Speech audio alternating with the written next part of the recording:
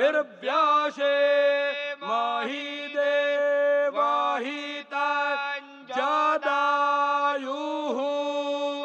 स्वस्ति न इन्द्रो वृद्धश्रवाः स्वस्ति नः पूषा विश्ववेदाः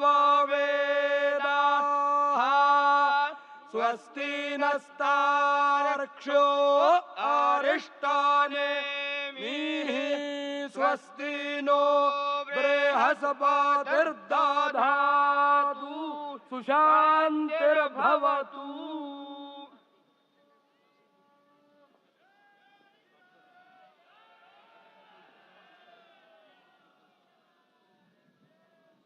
हमारे ट्रस्ट के ट्रस्टी पूज्य स्वामी गोविंद देव गिरि जी महाराज, उडुपी मठ, पेजावर मठ के मध्वाचार्य विश्व प्रसन्न तीर्थ जी महाराज और अयोध्या निर्मोही अखाड़ा के महंत दिनेन्द्र दास जी महाराज को निवेदन करता हूँ, मंच पर पधारें और वस्त्र भेंट कर अपना सम्मान, अपनी कृतज्ञता ज्ञापन करें मंच पर बैठे हुए महानुभावों के प्रति। पूज्य गोविंद देव जी महाराज, माननीय प्रधानमंत्री जी के लिए, विश्व प्रसन्न तीर्थ जी महाराज डॉक्टर मोहन राव भागवत के लिए,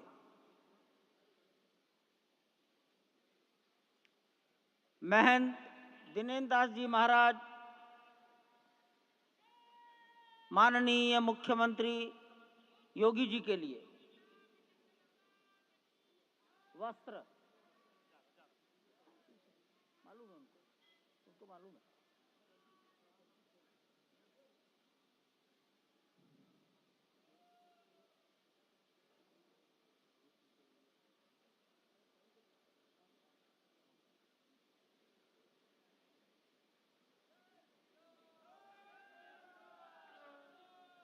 माननीय प्रधानमंत्री जी को गोविंद देव गिरि जी महाराज वस्त्र भेंट कर अपनी कृतज्ञता,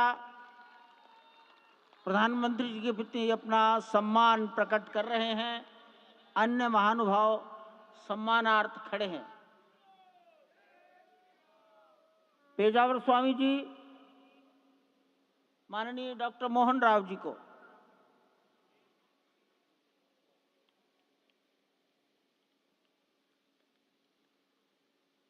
महंत दिनेन्द्र दास जी योगी आदित्यनाथ जी के प्रति,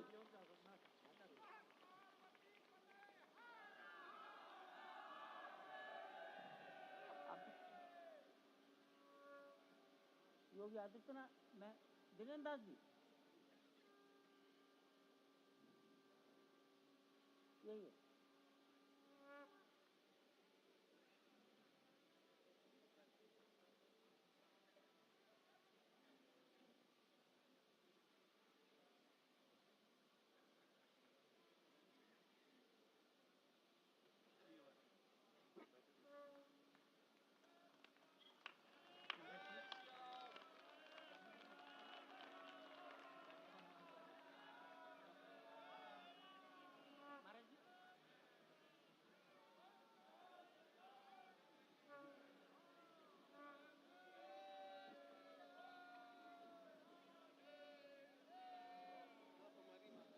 माननीय प्रधानमंत्री जी दिल्ली में राम जन्मभूमि के इस पावन प्रसंग पर एक डाक टिकट जारी कर चुके हैं।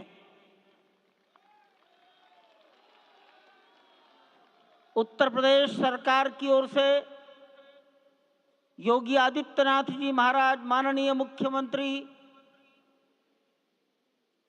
माननीय प्रधानमंत्री जी और डॉक्टर मोहन राव भागवत को सम्मान में 2 चिन्ह भेंट करेंगे।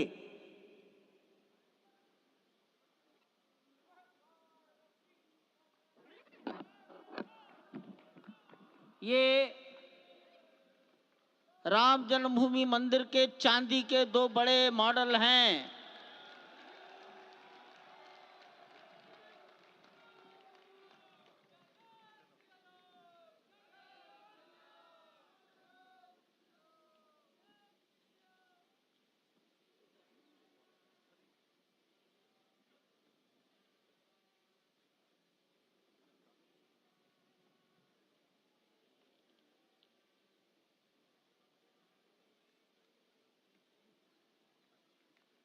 पूज्य गोविंद देव गिरि जी महाराज मंच पर आएंगे और माननीय प्रधानमंत्री जी ने के बारे में अपनी भावनाएं प्रकट करेंगे।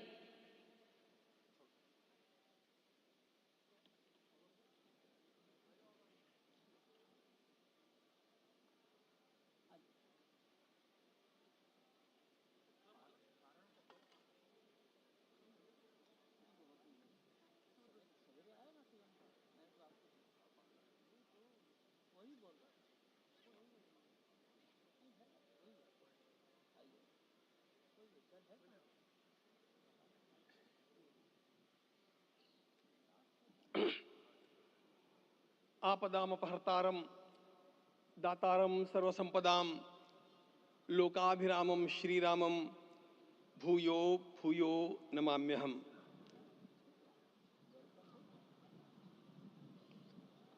आज अंतःकरण अत्यंत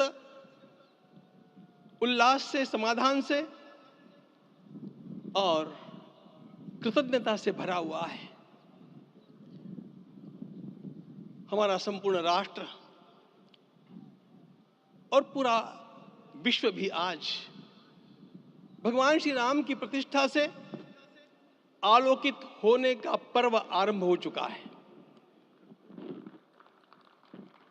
यह केवल एक मंदिर में एक मूर्ति की प्रतिष्ठा नहीं है, यह इस देश की अस्मिता, इस देश का स्वाभिमान और इस देश का आत्मविश्वास, इसकी प्रतिष्ठा है।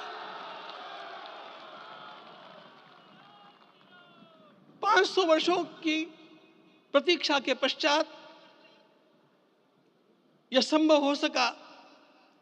इसके जो अनेक कारण हैं, उनके ऊपर तो आलोक हमारे सारे सम्माननीय अभ्यागत डालेंगे ही। मैं केवल एक काम के लिए यहां पर खड़ा हूं, छोटा सा काम।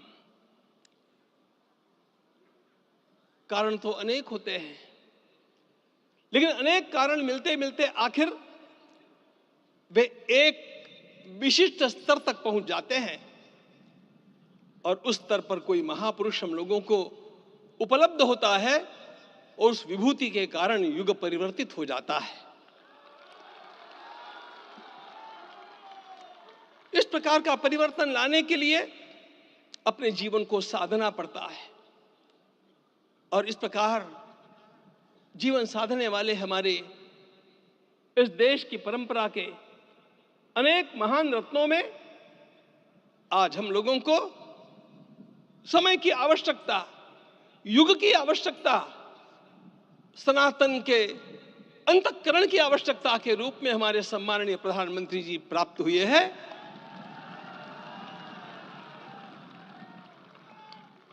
यह केवल इस देश का नहीं, यह संपूर्ण विश्व का सौभाग्य है कि आज एक ऐसा राजदर्शी हम लोगों को प्राप्त हुआ।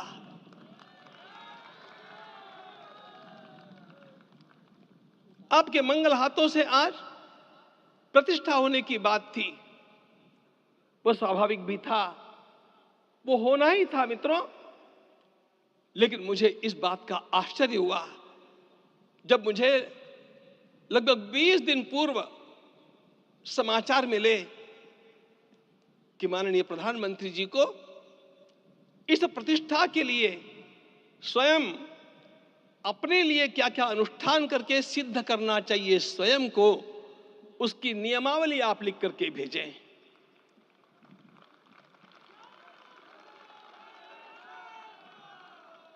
जिस प्रकार का हमारे देश का राजनीतिक माहौल है, कोई भी आकर के किसी भी समय कुछ भी कर्म करके चला जाता है, वो उद्घाटन हो चाहे पौधारोपण हो चाहे कुछ भी हो, लेकिन उसके लिए मैं अपने को सिद्ध करूं, इस प्रकार की भावना कहां होती है?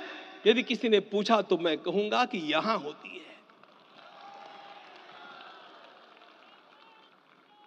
भगवान श्री राम की प्रतिष्ठा करनी है।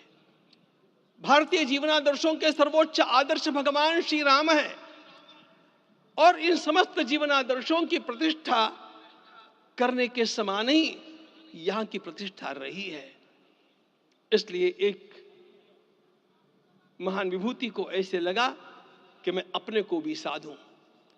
मैं कर्मणा मनसा वाचा, कर्म से, मन से और वाणी से अपने को उसके लिए शुद्ध बनाऊं, सिद्ध बनाऊं, और उसका मार्ग तप ही है। भगवत गीता ने कहा, यज्ञ दान तप कर्म न त्याज्यम कार्यमेव तत्। तप से ही विशेष परिशुद्धि होती है। आज मुझे आपको बतलाने समय अंतःकरण गदगद होने की अनुभूति हो रही है। मैंने तो कहा था, हम लोगों ने महापुरुषों से परामर्श करके लिखा था, आपको केवल 3 दिन का उपवास करना है। आपने 11 दिन का संपूर्ण उपोषण किया। हमने 11 दिन एक भुक्त रहने के लिए कहा था, उन्होंने अन्न का ही त्याग कर दिया। महाभारत में कहा गया है, अनशन यह सबसे बड़ा तप है, अनशन। और उसको उनके जीवन में साकार होते हुए मैंने केवल देखा नहीं, मैं थोड़ा तार्किक हूं। आपकी परम पूजनीय माता जी से मिलकर के मैंने उसको रिकन्फर्म भी किया था कि आपका यह अभ्यास 40 वर्षों का है। ऐसा तपस्वी कोई राष्ट्रीय नेता प्राप्त होना यह सामान्य बात नहीं है। वे इन दिनों में हमने कहा था कि आपको विदेश प्रवास नहीं करना चाहिए, क्योंकि सांसर्गिक दोष भी आते हैं। विदेश प्रवास टाल दिया सांसर्गिक देशों के इस दोषों की संभावना के कारण, लेकिन दिव्य देशों का प्रवास ऐसा किया। नासिक से आरंभ किया, गुरुवायूर गए, श्रीरंगम गए, रामेश्वरम गए। इन सारे स्थानों पर जाकर के वहां के परमाणुओं को लेकर के और पूरी भारत माता के हर कोनों में जाकर के मानो वे निमंत्रण दे रहे थे कि आइए दिव्य आत्माओं, अयोध्या पधारिए और हमारे राष्ट्र को महान बनाने के लिए आशीर्वाद दीजिए।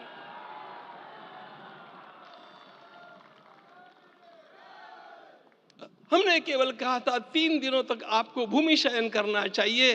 11 दिनों से आप भूमि शयन कर रहे हैं। इस कड़कड़ाती ठंड में इस प्रकार का शयन करना,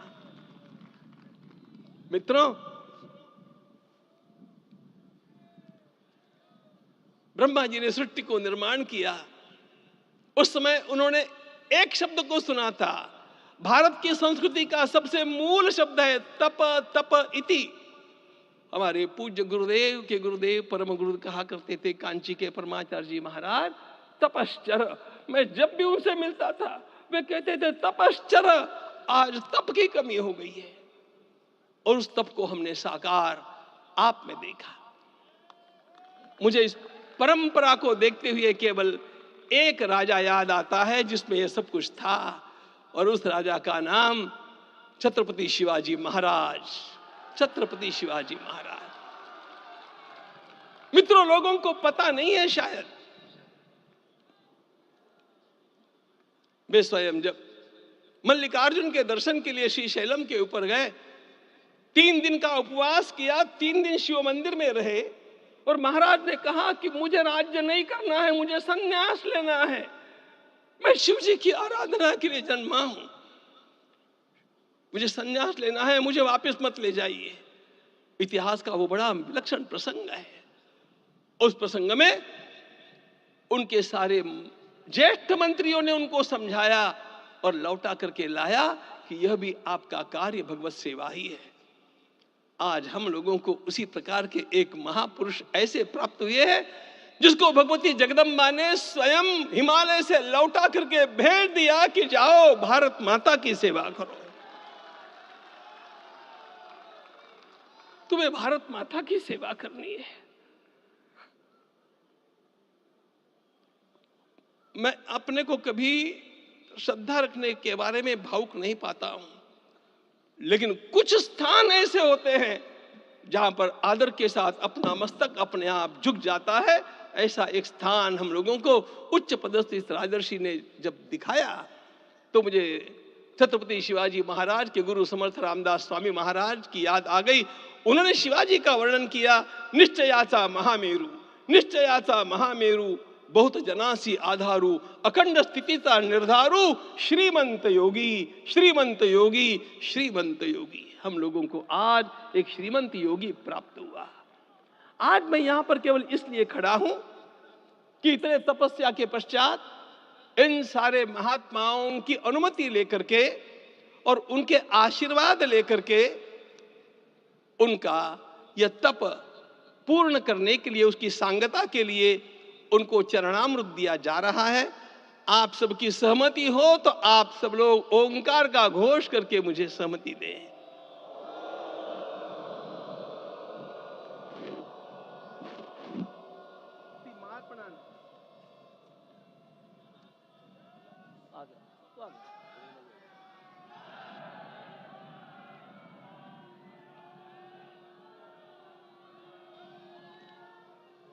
अपना उपवास पूर्ण कर रहे हैं माननीय प्रधानमंत्री जी।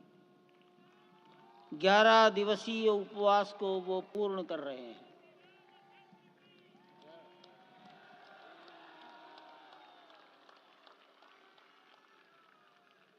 मैं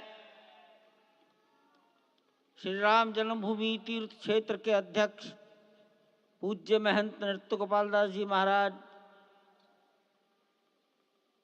मणिराम छावनी अयोध्या के श्री महंत के चरणों में निवेदन करता हूं आशीर्वचन के लिए।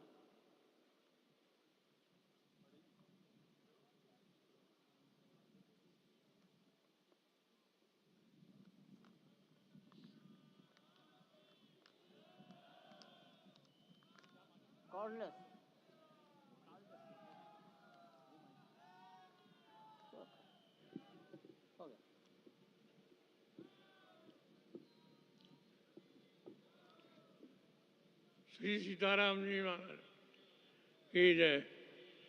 बड़े सौभाग्य की बात है, भगवान राम की पावन जन्मभूमि पर भगवान का महोत्सव हो रहा है।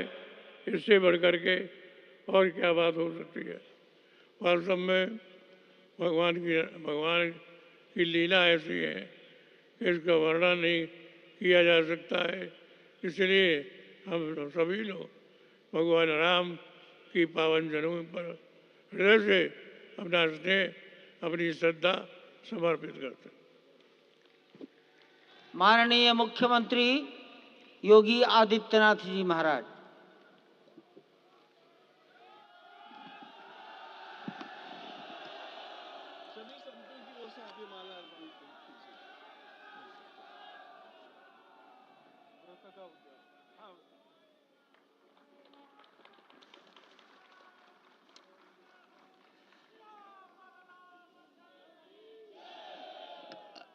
रामाय रामभद्राय रामचंद्राय वेदसे रघुनाथाय नाथाय सीताय पतिये नमः। श्री रामलला भगवान की, श्री रामलला भगवान की, भारत माता की, भारत माता की, सरयू माता की, सरयू माता की जय जय सीताराम।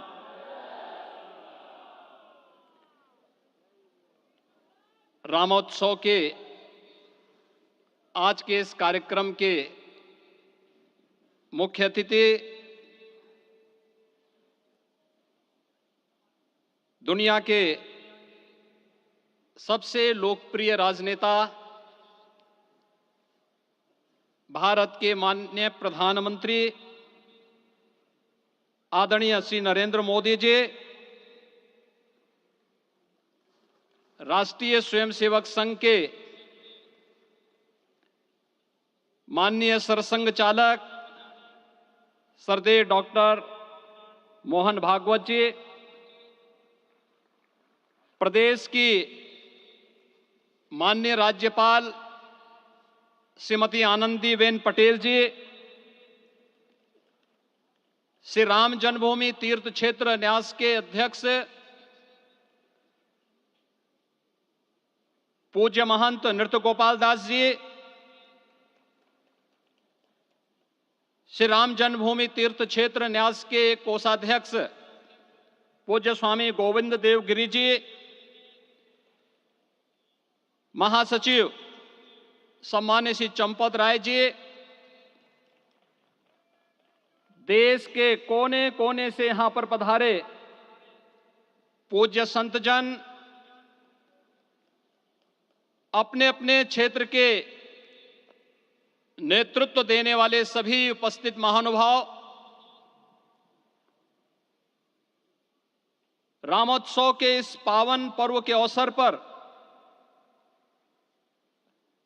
आदरणीय प्रधानमंत्री जी का मैं आप सबकी ओर से हृदय से स्वागत करता हूं, अभिनंदन करता हूं। इस अवसर पर पधारे राष्ट्रीय स्वयंसेवक संघ के सरसंघ चालक आदरणीय डॉक्टर मोहन भागवत जी का, अन्य समागत अतिथियों और महानुभावों का मैं हृदय से स्वागत करता हूं, अभिनंदन करता हूं। प्रभु रामलला के भव्य दिव्य और नव्य धाम में विराजने की आप सभी को कोटि कोटि बधाई। 500 वर्षों के लंबे अंतराल के उपरांत आज के इस चिर प्रतीक्षित मौके पर अंतर मन में भावनाएं कुछ ऐसी हैं कि उन्हें व्यक्त करने के लिए शब्द नहीं मिल रहे हैं। मन भावुक है, भाव विभोर है, भाव विह्वल है। निश्चित रूप से आप सब भी ऐसा महसूस कर रहे होंगे। आज इस ऐतिहासिक और अत्यंत पावन अवसर पर भारत का हर नगर, हर ग्राम अयोध्या धाम है। हर मार्ग श्री राम जन्मभूमि की ओर आ रहा है। हर मन में राम नाम है। हर आंख हर्ष और संतोष के आंसू से भीगा है। हर जीवा राम राम जप रही है। रोम रोम में राम रमे हैं। पूरा राष्ट्र राममय है। ऐसा लगता है हम त्रेता युग में आ गए हैं। आज रघुनंदन राघव रामलला हमारे हृदय के भावों से भरे संकल्प स्वरूप सिंहासन पर विराज रहे हैं। आज हर राम भक्त के हृदय में प्रसन्नता है, गर्व है और संतोष के भाव हैं। आखिर भारत को इसी दिन की तो प्रतीक्षा थी। भाव विभोर कर देने वाली इस दिन की प्रतीक्षा में लगभग 5 शताब्दी व्यतीत हो गई। दर्जनों पीढ़ियां अधूरी कामना लिए इस धराधाम से साकेत धाम में लीन हो गई, किंतु प्रतीक्षा और संघर्ष का क्रम सतत जारी रहा। श्री राम जन्मभूमि संभवतः विश्व में पहला ऐसा अनूठा प्रकरण होगा जिसमें किसी राष्ट्र के बहुसंख्यक समाज ने अपने ही देश में अपने आराध्य की जन्मस्थली पर मंदिर निर्माण के लिए इतने वर्षों तक और इतने स्तरों पर लड़ाई लड़ी हो। संतों, सन्यासियों, पुजारियों, नागाओं, निहंगों, बुद्धिजीवियों, राजनेताओं, जनजातियों सहित समाज के हर वर्ग ने जाति पाति, विचार दर्शन, उपासना पद्धति से ऊपर उठ करके राम काज के लिए स्वयं को उत्सर्ग किया। अंततः वह शुभ अवसर आ ही गया जब कोटि कोटि आस्थावानों के त्याग और तप को पूर्णता प्राप्त हो रही है। आज आत्मा प्रफुल्लित है इस बात से कि मंदिर वही बना है जहां बनाने का संकल्प लिया था। संकल्प और साधना की सिद्धि के लिए हमारी प्रतीक्षा की इस समाप्ति के लिए और संकल्प की पूर्णता के लिए आदरणीय प्रधानमंत्री श्री नरेंद्र मोदी जी का हृदय से आभार और अभिनंदन। माननीय प्रधानमंत्री जी, 2014 में आपके आगमन के साथ ही भारतीय जनमानस कह उठा था कि मोरे जिय भरोस दृढ़ सोई, मिलहि राम सगुन शुभ होई। अभी गर्भगृह में वैदिक विधि विधान से रामलला के बाल विग्रह के प्राण प्रतिष्ठा को हम सब साक्षी बने हैं। अलौकिक छवि है हमारे प्रभु की, बिल्कुल वैसे ही जैसे तुलसीदास जी ने कहा कि नव कंज लोचन कंज मुख कर कंज पद कंजारुणम। धन्य है वह शिल्पी जिसने हमारे मन में बसे राम की छवि को मूर्त रूप प्रदान किया है। विचारों और भावनाओं की विहलता के बीच मुझे पूज्य संतों और अपनी गुरु परंपरा का पुण्य स्मरण हो रहा है। आज उनकी आत्मा को असीम संतोष और आनंद की अनुभूति हो रही होगी।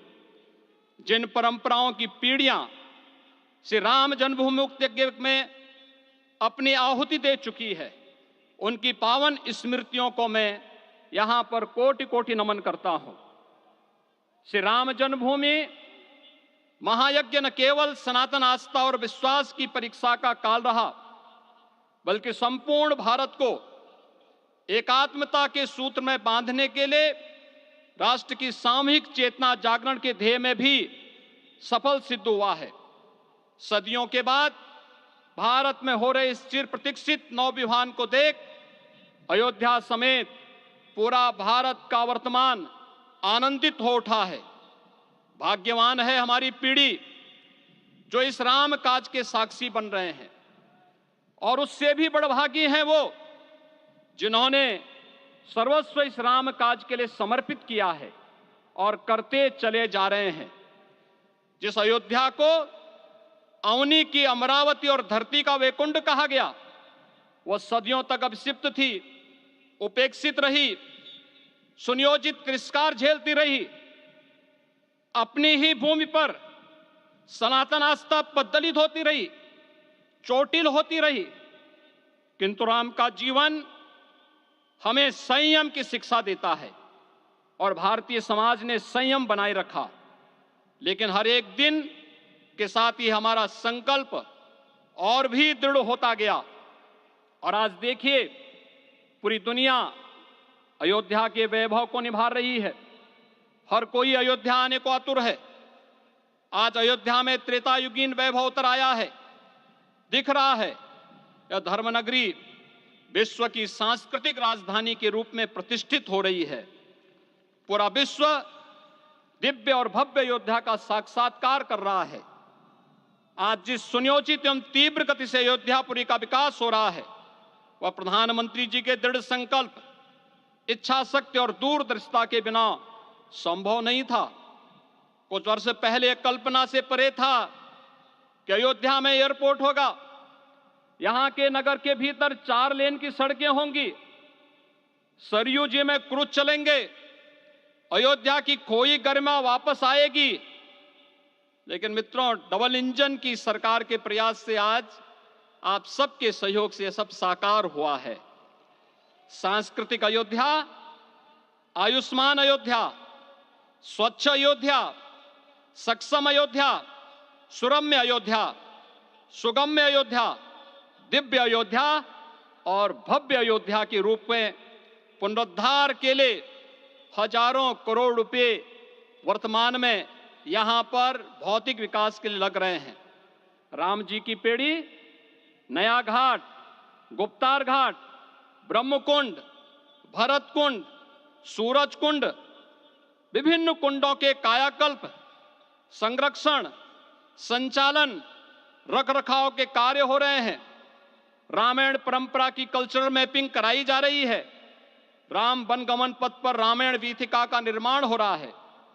नई अयोध्या में पुरातन संस्कृति और सभ्यता को संरक्षण तो हो ही रहा है, भविष्य की जरूरतों को देखते हुए आधुनिक पैमाने के अनुसार सभी नगरीय सुविधाएं भी विकसित हो रही हैं। इस मोक्षदायिनी नगरी को आदरणीय प्रधानमंत्री जी की प्रेरणा से अब सोलर सिटी के रूप में भी विकसित किया जा रहा है। पूरी अयोध्या में विश्व के सनातन आस्थावानों, संतों, पर्यटकों, शोधार्थियों, जिज्ञासुओं के प्रमुख केंद्र के रूप में इसे बनाने की ओर से अग्रसर किया जा रहा है। यह एक नगर या तीर्थ भर का विकास नहीं है, यह उस विश्वास की विजय है जिसे सत्यमेव जयते के रूप में भारत के राज चिन्ह में अंगीकार किया गया है। यह लोक आस्था और जन विश्वास का विजय है, भारत के गौरव की पुनर्प्रतिष्ठा है। अयोध्या का दिव्य दीपोत्सव नए भारत की सांस्कृतिक पहचान बन रहा है और श्री रामलला की प्राण प्रतिष्ठा का समारोह भारत की सांस्कृतिक अंतरात्मा को समरस की एक अभिव्यक्ति सिद्ध कर रहा है। श्री राम जन्मभूमि मंदिर की स्थापना भारत के सांस्कृतिक पुनर्जागरण का आध्यात्मिक अनुष्ठान है। यह राष्ट्र मंदिर है। निसंदेह श्री रामलला विग्रह की प्राण प्रतिष्ठा राष्ट्रीय गौरव का एक ऐतिहासिक अवसर है। निश्चिंत रहिए, प्रभु राम की कृपा से अब कोई अयोध्या की परिक्रमा में बाधा नहीं बन पाएगा। अयोध्या की गलियों में अब गोलियों की गड़गड़ाहट नहीं होगी, कर्फ्यू नहीं लगेगा।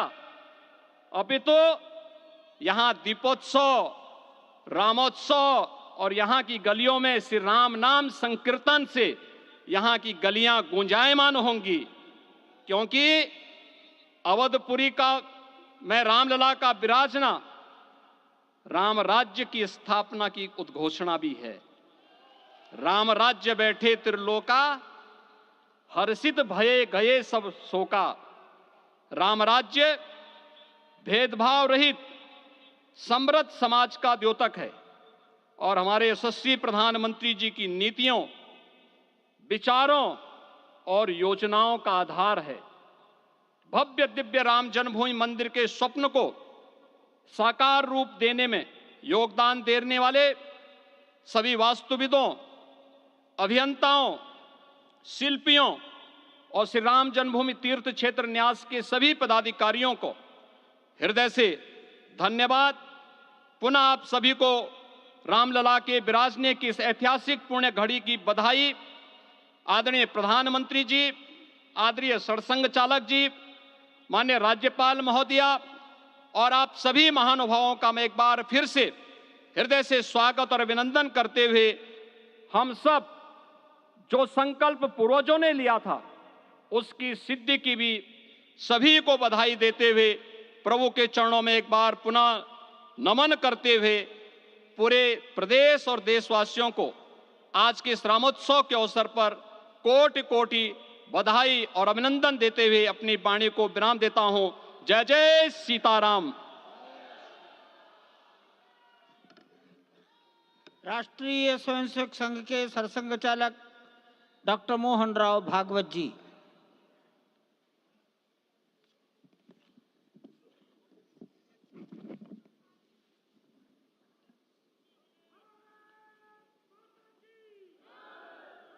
आदरणीय प्रधानमंत्री जी, उत्तर प्रदेश के आदरणीय मुख्यमंत्री जी, आदरणीय राज्यपाल महोदया,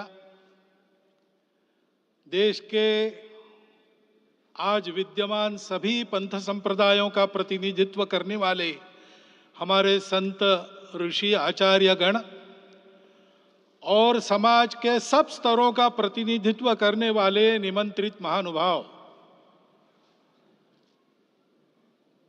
आज का आनंद शब्दों में वर्णनातीत है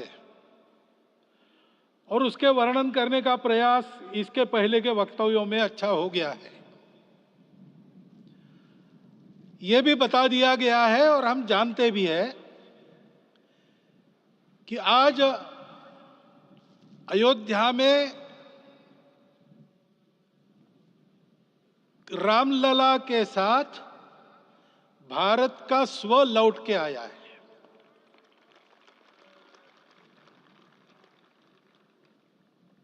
और संपूर्ण विश्व को त्रासदी से राहत देने वाला एक नया भारत खड़ा होके रहेगा, इसका प्रतीक आज का कार्यक्रम बन गया है।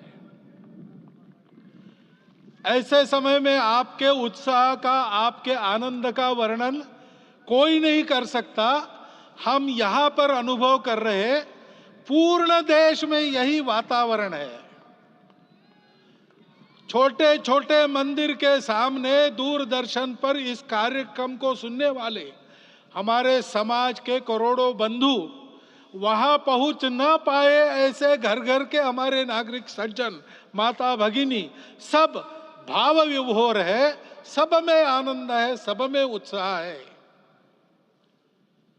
और ऐसे समय में जोश की बातों में थोड़ी सी होश की बात करने का काम मुझे ही दिया जाता है। आज हमने सुना कि इस प्राण प्रतिष्ठा महोत्सव में पधारने के पूर्व प्रधानमंत्री जी ने कठोर व्रत रखा।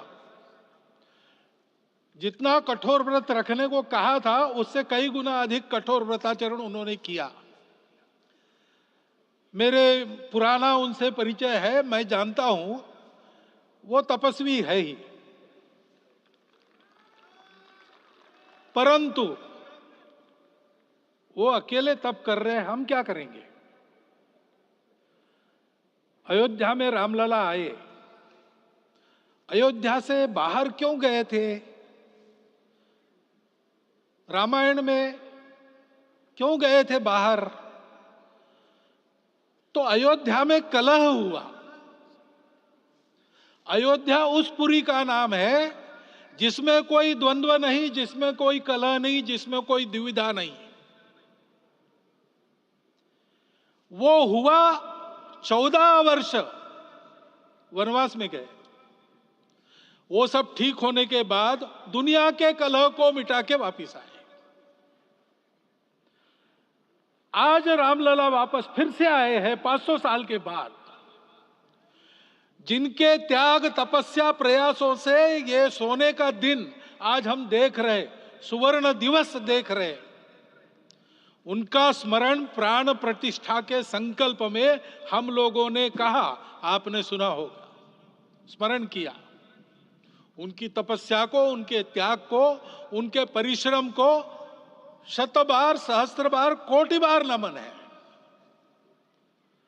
रामलला के यहां इस युग में आज के दिन फिर वापस आने का इतिहास जो जो श्रवण करेगा वो राष्ट्र के लिए कर्म प्रवण होगा और उसके राष्ट्र का सब दुख दैन्य हरण होगा।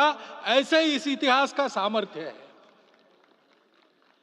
परंतु उसमें हमारे लिए कर्तव्य का आदेश भी है। प्रधानमंत्री जी ने तप किया, अब हमको भी तप करना है। राम राज्य आने वाला है, वो कैसा था? दैहिक दैविक भौतिक तापा, राम राज नहीं कहु व्यापा। सब नर करहि परस्पर प्रीति, चलहि स्वधर्म निरत श्रुति नीति। सब निर्दंभ धर्मरत पुनि, नर अरु नारी चतुर सब गुनी। सब गुणज्ञ पंडित सब ज्ञानी, सब कृतज्ञ नहीं कपट सयानी।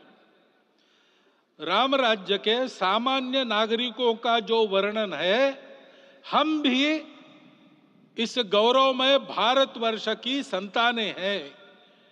कोटि कोटि कंठ उसका जयगान करने वाले हमारे हैं। हमको इस प्रकार के व्यवहार को रखने का तप आचरण करना पड़ेगा। हमको भी सारे कलह को विदाई देनी पड़ेगी। छोटे छोटे परस्पर मत रहते हैं, छोटे छोटे विवाद रहते हैं, उसको लेकर लड़ाई करने की आदत छोड़ देनी पड़ेगी। आखिर है क्या? ये बात बताई। वो सामान्य नागरिक कैसे थे? निर्दंभ, प्रामाणिकता से आचरण करने वाले, केवल बातें करने वाले नहीं और बातें करके उसका अहंकार पालने वाले नहीं थे। काम करते थे, आचरण करते थे और अहंकार नहीं था। ऐसे वो थे और धर्मरत थे। यानी क्या थे? इस पर कठिन भाषा में प्रवचन बहुत लंबा हो सकता है, लेकिन थोड़े में धर्म के जो 4 मूल्य जिनकी चौखट पर धर्म है, ऐसा श्रीमद् भागवत में बताया है, सत्य, करुणा, शुचिता, तपस, उसका आज हमारे लिए युगानुकूल आचरण क्या है? तो सत्य कहता है कि सब घटों में राम है, ब्रह्म सत्य है, वही सर्वत्र है। तो हमको ये जानकर आपस में समन्वय से चलना होगा, क्योंकि हम चलते हैं, सबके लिए चलते हैं, सब हमारे हैं, इसलिए हम चल पाते हैं। और इसलिए आपस में समन्वय रखकर व्यवहार करना, यह धर्म का पहला जो पैर है, सत्य, उसका आचरण है। करुणा दूसरा कदम है, उसका आचरण है सेवा और परोपकार। सरकार की कई योजनाएं गरीबों को राहत दे रही, सब हो रहा है, लेकिन हमारा भी कर्तव्य है, ये सब समाज बांधव हमारे अपने बंधु है। तो जहां हमको दुख दिखता है, पीड़ा दिखती है, वहां हम दौड़ जाए, सेवा करें, दोनों हाथों से कमाएं, अपने लिए न्यूनतम आवश्यक रखकर बाकी सारा वापस दे, सेवा और परोपकार के माध्यम से। यह करुणा का अर्थ आज है। शुचिता पर चलना है, यानी पवित्रता होनी चाहिए। पवित्रता के लिए संयम चाहिए, अपने को रोकना है। सब अपनी इच्छाएं, सब अपने मत, सब अपनी बातें ठीक होंगी ही ऐसा नहीं, और होगी तो भी अन्यों के भी मत है, अन्यों की भी इच्छाएं हैं। और इसलिए अपने आप को संयम में रखते हैं तो सारी पृथ्वी सब मानवों को जीवित रखेगी। गांधी जी कहते थे, earth has enough for everyone's need, but it cannot satisfy everyone's greed. तो लोभ नहीं करना, संयम में रहना और अनुशासन का पालन करना, अपने जीवन में अनुशासित रहना, अपने कुटुंब में अनुशासन रहना, अपने समाज में अनुशासन रहना। सामाजिक जीवन में नागरिक अनुशासन का पालन करना। भगिनी निवेदिता कहती थी कि स्वतंत्र देश में नागरिक संवेदना रखना और नागरिक अनुशासन का पालन करना, यही देशभक्ति का रूप है। इससे जीवन में पवित्रता आती है। और तपस का तो मूर्तिमान उदाहरण आपके सामने आज दिया गया। व्यक्तिगत तपस तो हम करेंगे, सामूहिक तपस क्या है?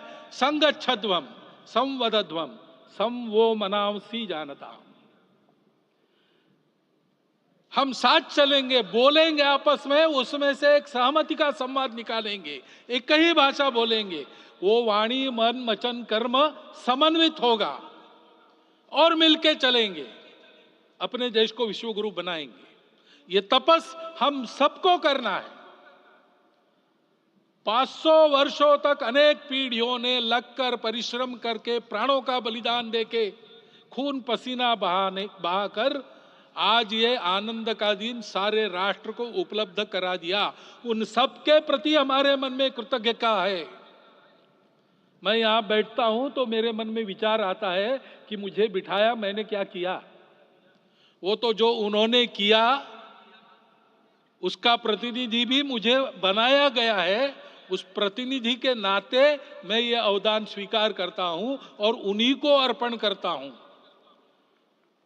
परंतु उनका ये व्रत हमको आगे लेके जाना है। जिस धर्म स्थापना विश्व में करने के लिए राम का अवतार हुआ था, उस धर्म स्थापना को अनुकूल स्थिति अपने आचरण में, अपने देश में उत्पन्न करना, यह अपना कर्तव्य बनता है। रामलला आए हैं हमारे मन को आह्लादित करने के लिए, उत्साही करने के लिए, प्रेरणा देने के लिए, साथ साथ इस कर्तव्य की याद दिलाकर उसमें कृति प्रवण करने के लिए आए हैं। उनका आदेश सर पे लेके हम यहां से जाए। सब लोग तो यहां आ नहीं सके, लेकिन वो सुन रहे, देख रहे।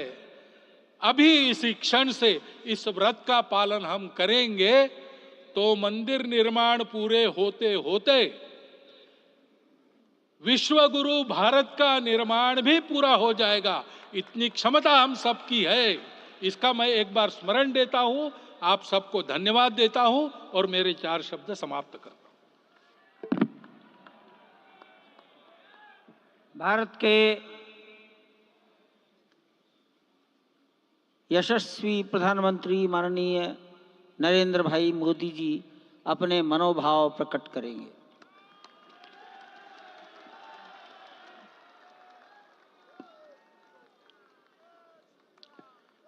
सियावर रामचंद्र की जय। सियावर रामचंद्र की जय। श्रद्धेय मंच, सभी संत एवं ऋषिगण, यहाँ उपस्थित और विश्व के कोने कोने में हम सबसे साथ जुड़े हुए सभी राम भक्त, आप सबको प्रणाम, आप सबको राम राम।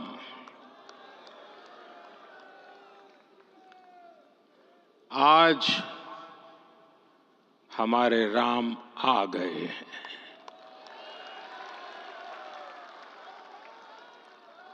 सदियों की प्रतीक्षा के बाद हमारे राम आ गए हैं। सदियों का अभूतपूर्व धैर्य, अनगिनत बलिदान, त्याग और तपस्या के बाद हमारे प्रभु राम आ गए हैं। इस शुभ घड़ी की आप सभी को, समस्त देशवासियों को बहुत बहुत बधाई। मैं अभी गर्भगृह में ईश्वरीय चेतना का साक्षी बनकर आपके सामने उपस्थित हुआ हूं। कितना कुछ कहने को है, लेकिन कंठ अवरुद्ध है। मेरा शरीर अभी भी स्पंदित है, चित्त अभी भी उस पल में लीन है।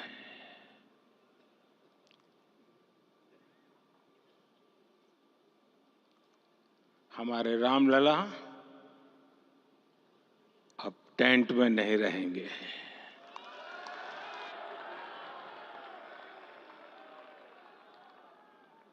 हमारे रामलला अब इस दिव्य मंदिर में रहेंगे। मेरा पक्का विश्वास है, अपार श्रद्धा है कि जो घटित हुआ है, इसकी अनुभूति देश के, विश्व के कोने कोने में राम भक्तों को हो रही होगी। ये क्षण अलौकिक है, ये पल पवित्रतम है। ये माहौल, ये वातावरण, ये ऊर्जा, ये घड़ी प्रभु श्री राम का हम सब पर आशीर्वाद है। 22 जनवरी 2024 का ये सूरज एक अद्भुत आभा लेकर आया है। 22 जनवरी 2024 ये कैलेंडर पर लिखी एक तारीख नहीं, ये एक नए काल चक्र का उद्गम है।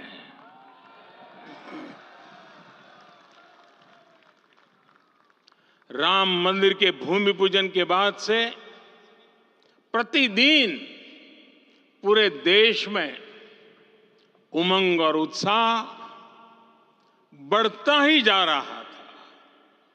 निर्माण कार्य देख देशवासियों में हर दिन एक नया विश्वास पैदा हो रहा था।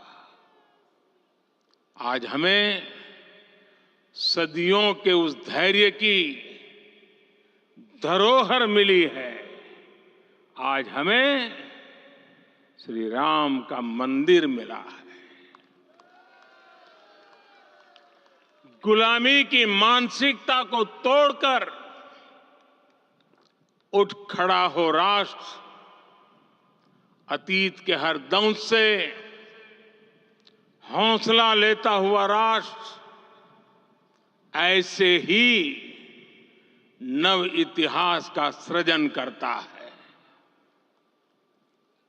आज से 1000 साल बाद भी लोग आज की इस तारीख की, आज के इस पल की चर्चा करेंगे।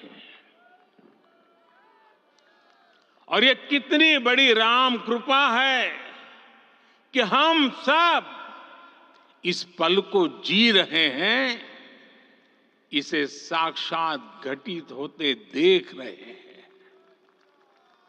आज दिन दिशाएं, दिग दिगंत सब दिव्यता से परिपूर्ण है।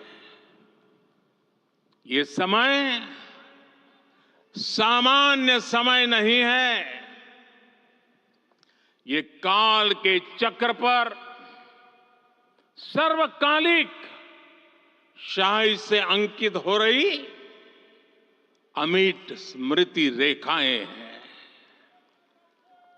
साथियों, हम सब जानते हैं कि जहां राम का काम होता है वहां पवन पुत्र हनुमान अवश्य विराजमान होते हैं।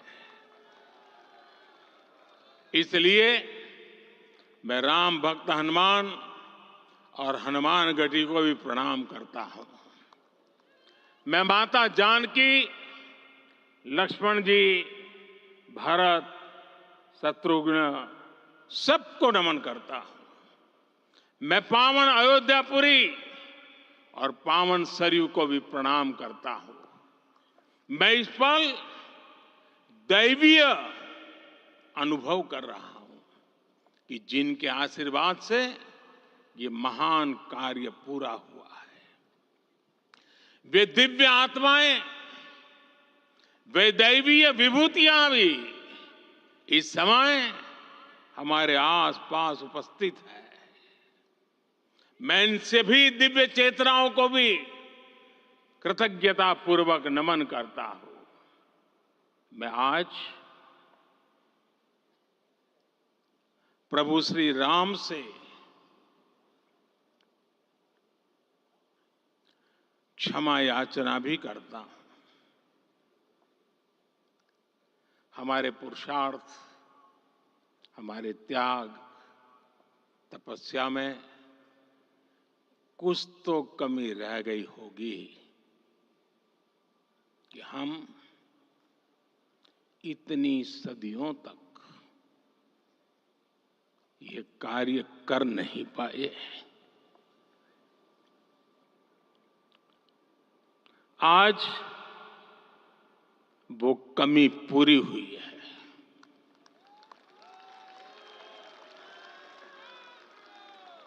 मुझे विश्वास है प्रभु राम आज हमें अवश्य क्षमा करेंगे। मेरे प्यारे देशवासियों, त्रेता में राम आगमन पर पूज्य संत तुलसीदास जी ने लिखा है, प्रभु बिलो की हर से पुरबासी, जनित वियोग विपत्ति समनासी।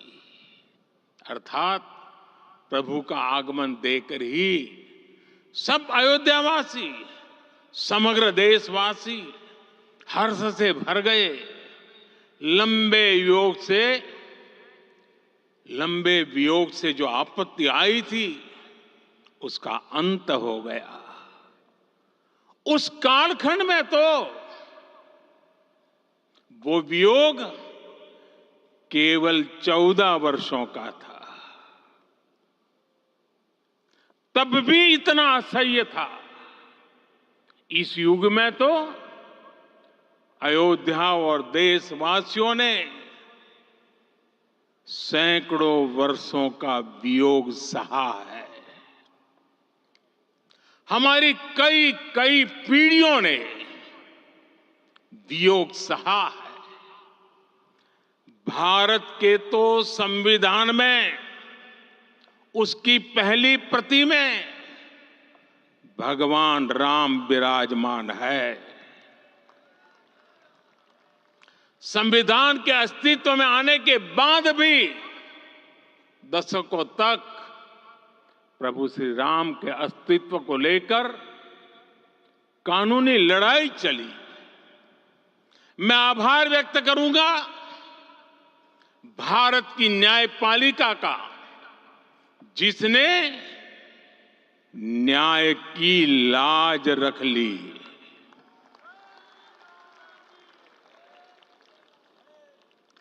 न्याय के पर्याय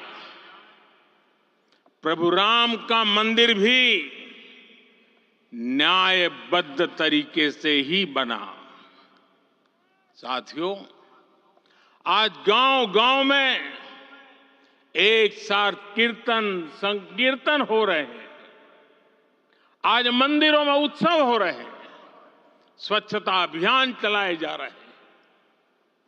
पूरा देश आज दीपावली मना रहा है। आज शाम घर घर राम ज्योति प्रज्वलित करने की तैयारी है।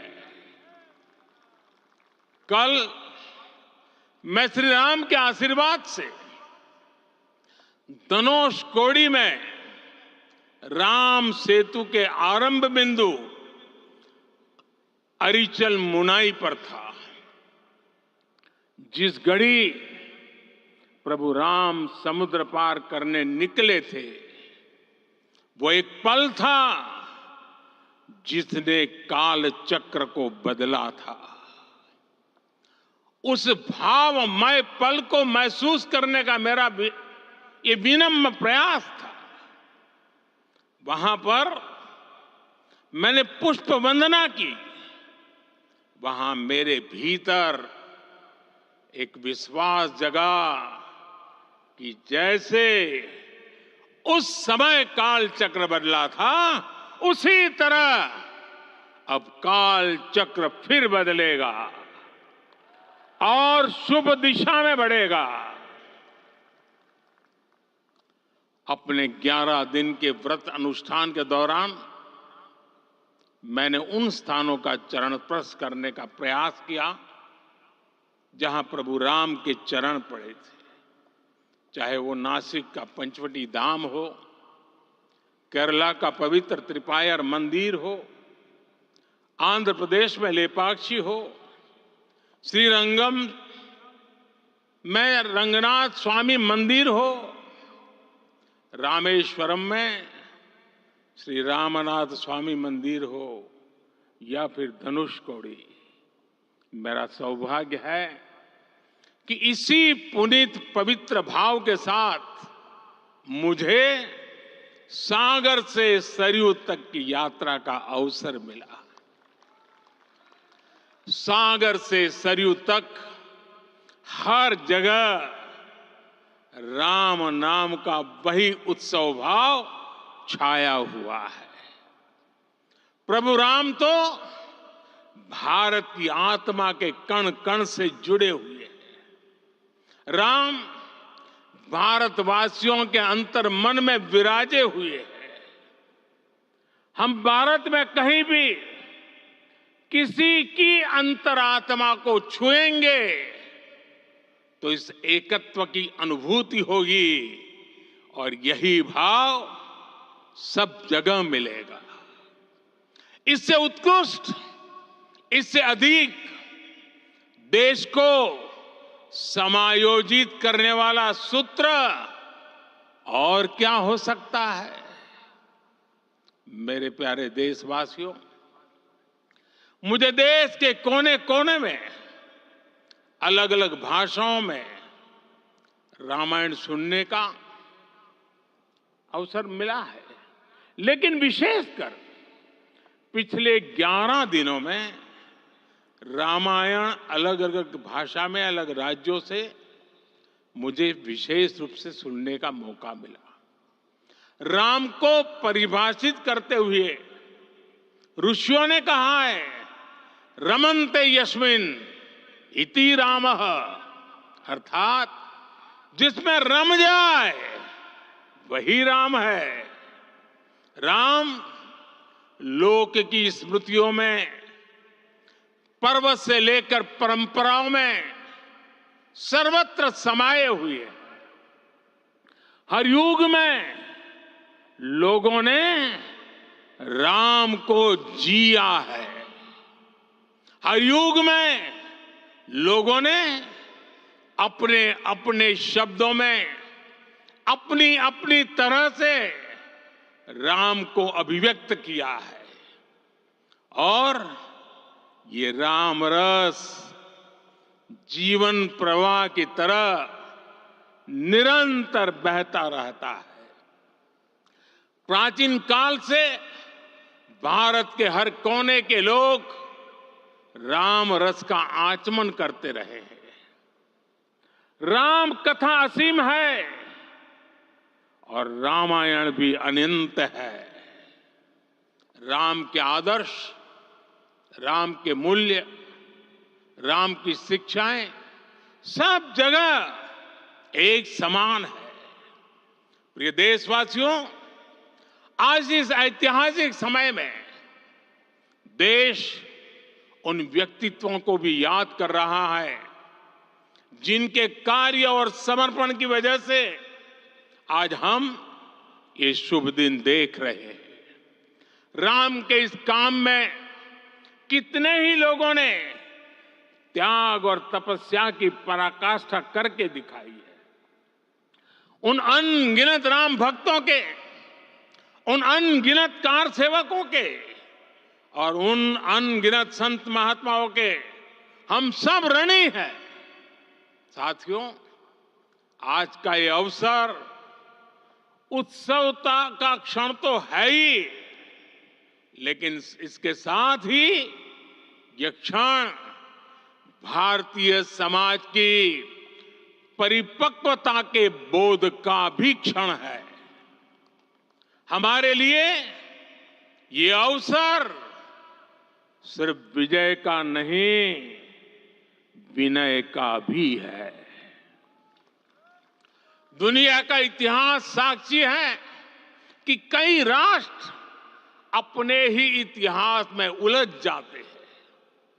ऐसे देशों ने जब भी अपने इतिहास की उलझी हुई गांठों को खोलने का प्रयास किया, उन्हें सफलता पाने में बहुत कठिनाई आई, बल्कि कई बार तो पहले से ज्यादा मुश्किल परिस्थितियां बन गई। लेकिन हमारे देश ने इतिहास की इस गांठ को जिस गंभीरता और भावुकता के साथ खोला है, वो ये बताती है कि हमारा भविष्य हमारे अतीत से बहुत सुंदर होने जा रहा है। वो भी एक समय था जब कुछ लोग कहते थे कि राम मंदिर बना तो आग लग जाएगी। ऐसे लोग भारत के सामाजिक भाव की पवित्रता को नहीं जान पाए। रामलला के इस मंदिर का निर्माण भारतीय समाज के शांति, धैर्य, आपसी सद्भाव और समन्वय का भी प्रतीक है। हम देख रहे हैं ये निर्माण किसी आग को नहीं बल्कि ऊर्जा को जन्म दे रहा है। राम मंदिर समाज के हर वर्ग को एक उज्जवल भविष्य के पथ पर बढ़ने की प्रेरणा लेकर आया है। मैं आज उन लोगों से आह्वान करूंगा, आइए आप महसूस कीजिए, अपनी सोच पर पुनर्विचार कीजिए। राम आग नहीं है, राम ऊर्जा है। राम विवाद नहीं, राम समाधान है। राम सिर्फ हमारे नहीं है, राम तो सबके हैं। राम वर्तमान नहीं, सिर्फ वर्तमान ही नहीं, राम अनंत काल है। साथियों, आज जिस तरह राम मंदिर प्राण प्रतिष्ठा के इस आयोजन से पूरा विश्व जुड़ा हुआ है, उसमें राम की सर्वव्यापकता के दर्शन हो रहे हैं। जैसा उत्सव भारत में है, वैसा ही अनेक देशों में है। आज अयोध्या का यह उत्सव रामायण की उन वैश्विक परंपराओं का भी उत्सव बना है। रामलला की ये प्रतिष्ठा वसुधैव कुटुंबकम के विचार की भी प्रतिष्ठा है।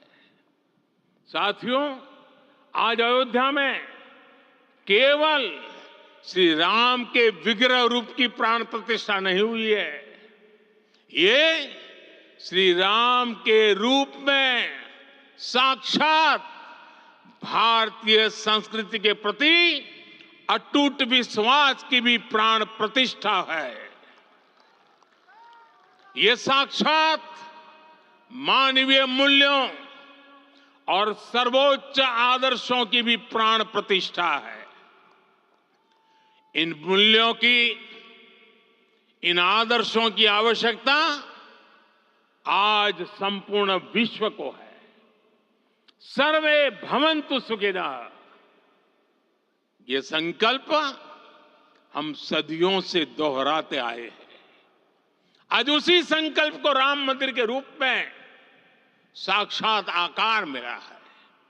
ये मंदिर मात्र एक देव मंदिर नहीं है, ये भारत की दृष्टि का, भारत के दर्शन का, भारत के दिग्दर्शन का मंदिर है।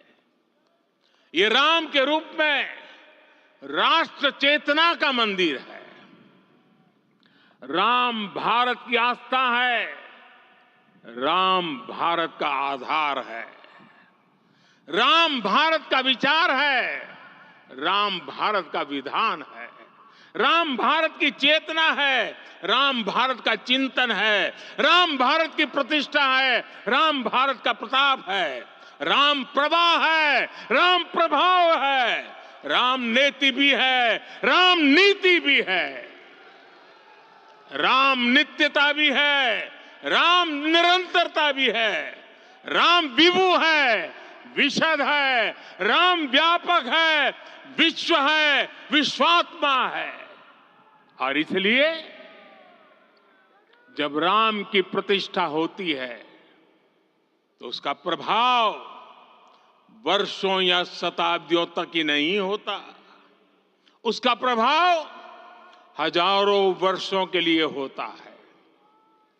महर्षि वाल्मीकि ने कहा है, राज्यम 10 सहस्त्राणि प्राप्य वर्षाणि राघव, अर्थात राम 10,000 वर्षों के लिए राज्य पर प्रतिष्ठित हुए, यानी हजारों वर्षों के लिए राम राज्य स्थापित हुआ। जब त्रेता में राम आए थे तब हजारों वर्षों के लिए राम राज्य की स्थापना हुई थी। हजारों वर्षों तक राम विश्व पथ प्रदर्शन करते रहे थे। और इसलिए मेरे प्यारे देशवासियों, आज अयोध्या भूमि हम सभी से, प्रत्येक राम भक्त से, प्रत्येक भारतीय से कुछ सवाल कर रही है। श्री राम का भव्य मंदिर तो बन गया, अब आगे क्या? सदियों का इंतजार तो खत्म हो गया, अब आगे क्या? आज के इस अवसर पर जो दैवीय आत्माएं हमें आशीर्वाद देने के लिए उपस्थित हुई हैं, हमें देख रही हैं, उन्हें क्या हम ऐसे ही विदा करेंगे? नहीं, कदापि नहीं। आज मैं पूरे पवित्र मन से महसूस कर रहा हूं कि काल चक्र बदल रहा है। ये सुखद संयोग है कि हमारी पीढ़ी को एक कालजयी पथ के शिल्पकार के रूप में चुना गया है। 1000 वर्ष बाद की पीढ़ी राष्ट्र निर्माण के हमारे आज के कार्यों को याद करेगी। इसलिए मैं कहता हूं, यही समय है, सही समय है। हमें आज से, इस पवित्र समय से अगले 1000 साल के भारत की नींव रखनी है। मंदिर निर्माण से आगे बढ़कर अब हमें सभी देशवासी यही इस पल से समर्थ, सक्षम, भव्य, दिव्य भारत के निर्माण की सौगंध लेते हैं।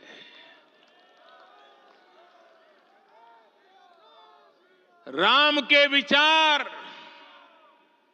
मानस के साथ ही जनमानस में भी हो, यही राष्ट्र निर्माण की सीढ़ी है। साथियों, आज के युग की मांग है कि हमें अपने अंतःकरण को विस्तार देना होगा। हमारी चेतना का विस्तार देव से देश तक, राम से राष्ट्र तक होना चाहिए। हनुमान जी की भक्ति, हनुमान जी की सेवा, हनुमान जी का समर्पण, ये ऐसे गुण हैं जिन्हें हमें बाहर नहीं खोजना पड़ता। प्रत्येक भारतीय में भक्ति, सेवा और समर्पण के भाव समर्थ, सक्षम, भव्य, दिव्य भारत का आधार बनेंगे। और यही तो है देव से देश और राम से राष्ट्र की चेतना का विस्तार। दूर सुदूर जंगल में, कुटिया में जीवन गुजारने वाली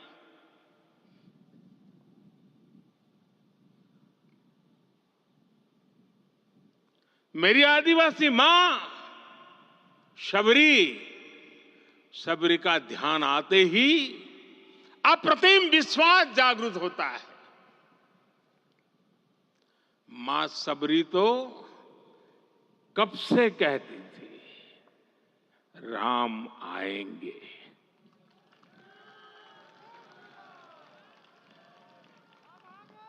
प्रत्येक भारतीय में जन्मा यही विश्वास समर्थ, सक्षम, भव्य भारत का आधार बनेगा।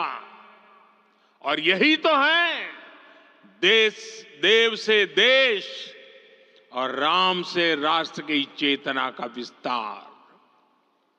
हम सब जानते हैं कि निषाद राज की मित्रता सभी बंधनों से परे है। निषाद राज का राम के प्रति सम्मोहन, प्रभु राम का निषाद राज के लिए अपनापन कितना मौलिक है। सब अपने हैं, सभी समान है। प्रत्येक भारतीय में अपनत्व की, बंधुत्व की ये भावना समर्थ, सक्षम, भव्य, दिव्य भारत का आधार बनेगी। और यही तो है देव से देश और राम से राष्ट्र की चेतना का विस्तार। साथियों, आज देश में निराशा के लिए रत्ती भर भी स्थान नहीं है। मैं तो बहुत सामान्य हूं, मैं तो बहुत छोटा हूं, अगर कोई ये सोचता है तो उसे गिलहरी के योगदान को याद करना चाहिए। गिलहरी का स्मरण ही हमें हमारी इस हिचक को दूर करेगा, हमें सिखाएगा कि छोटे बड़े हर प्रयास की अपनी ताकत होती है, अपना योगदान होता है। और सबके प्रयास की यही भावना समर्थ, सक्षम, भव्य, दिव्य भारत का आधार बनेगी।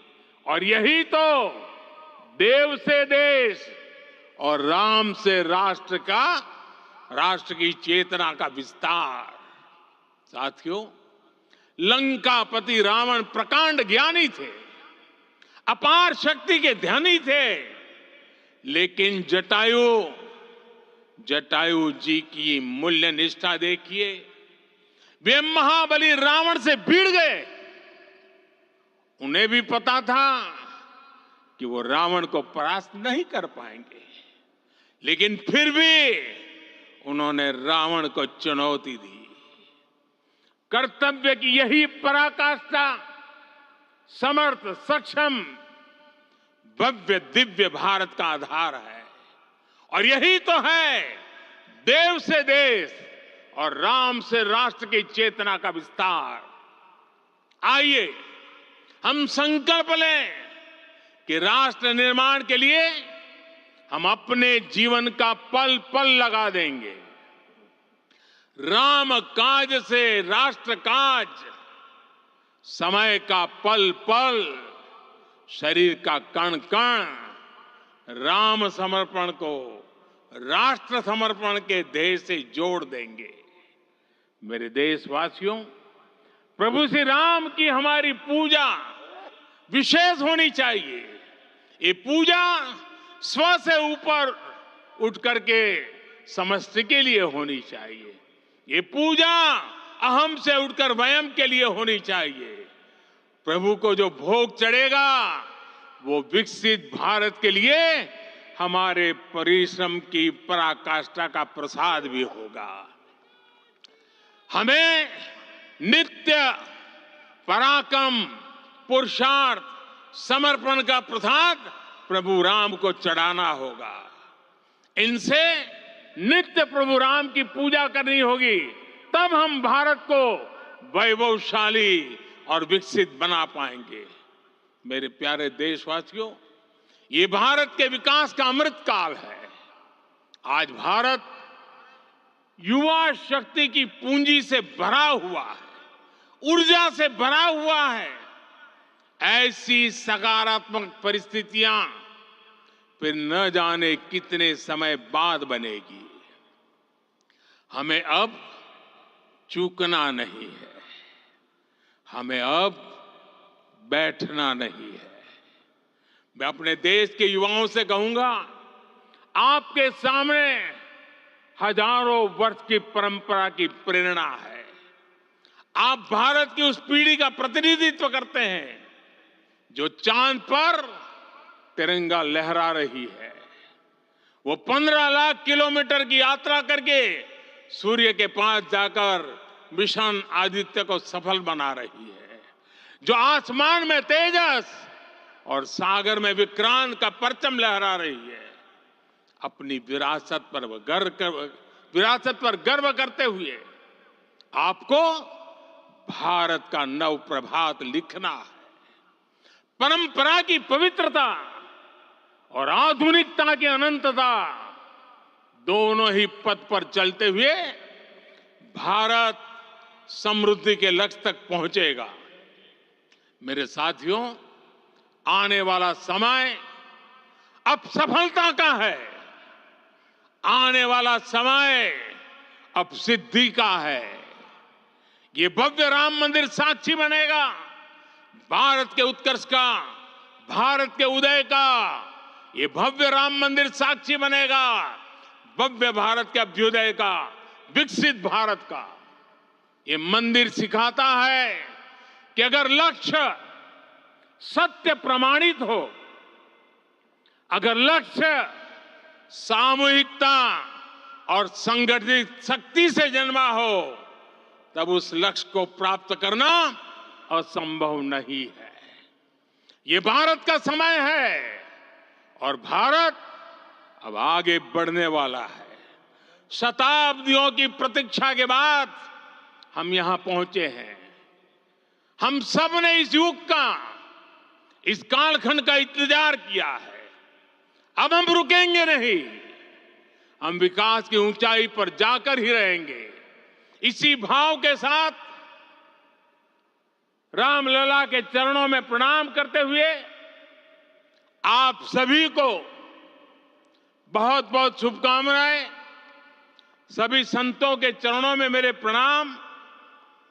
सियावर रामचंद्र की, सियावर रामचंद्र की, सियावर रामचंद्र की।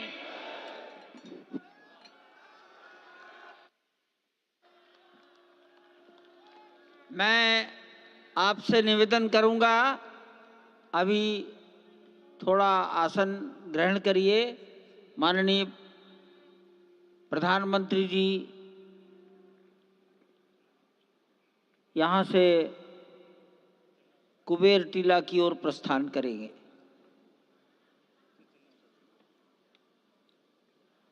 माननीय प्रधानमंत्री जी के यहाँ से स्थान से प्रस्थान के पश्चात